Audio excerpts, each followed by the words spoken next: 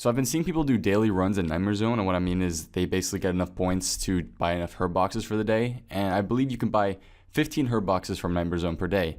And what these herb boxes have is just random types of herbs. For example, it can range from anywhere from a guam leaf to a renard weed, I believe. I don't think you can get any snapdragons.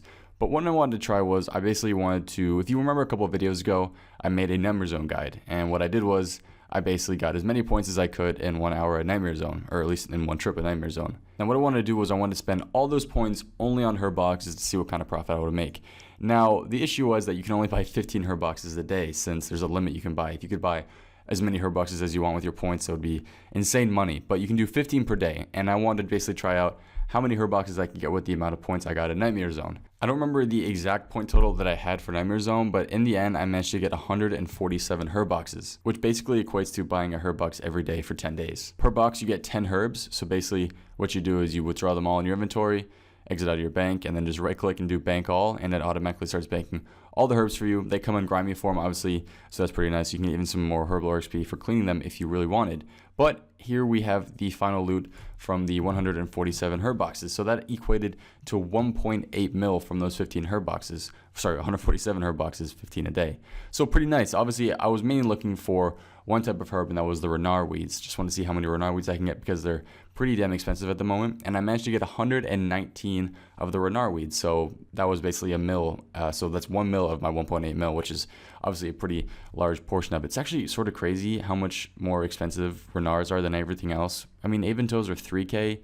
I think Snapdragons and Torstals are up there as well, but man, renards, absolutely insane. So if we pull out the calculator and we put in the 1,808,197 GP we got from the herb boxes, that equates to about 12.3K per herb box, which is pretty good, I guess, for somebody who is just doing these every day, daily. Like, some people enjoy doing dailies every day. Me personally, when I remember them, I tend to do them. For example, if I think of doing a herb run, I'll just tend to do one because it doesn't take that long. If I remember to go to Nightmare Zone and buy my herb boxes, I'll do that as well. But usually I forget most of the time, or I'm just too lazy to do it. But I know that there's people who consistently do this every single day and overall make a huge profit. For example, I've seen some herb boxes videos on YouTube where people open like thousands of herb boxes and make tens of mils of profit. I think Alkin actually made one where he made the same profit. That's not really that was the point of this video, but I also sort of want to throw this on you guys because I know Nightmare Zone is very popular, or was, and I guess still is in a sense.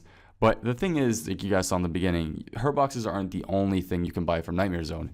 You can actually buy a lot of different things. We got snape grass, red spider eggs, flax, buckets of sand, potato cactuses, seaweed, all this other stuff, runes. You can buy different runes. You can buy redirection scrolls, stuff like that. But what I mainly want to ask you guys is, if you guys do Nightmare Zone often, or you have in the past, what do you guys enjoy buying from Nightmare Zone? And I guess to add on to that question, what do you think is the best thing to buy from Nightmare Zone? There's this really nice table on the RS Wiki that I looked up about the profit per points you can make when spending stuff on Nightmare Zone. And the biggest one from this table you can see is the bucket of sand, which is 0.25 profit per point, and everything else is below that. So every point you spend, you'll be making 0.25 GP of bucket of sands. Now, obviously, that doesn't seem like a lot, but if you're spending a huge amount of points on bucket of sands, then it's obviously going to add up. So I'm going to do a bit of a calculation here, and correct me if I'm wrong, because you guys know my calculations are sometimes sort of iffy. So let's say you get 6.5 million Nightmare Zone points in about 5 hours of Nightmare Zone, which is definitely possible. It's definitely something you can do. And then we multiply that by 0.25, which is the profit per point for the bucket of sands.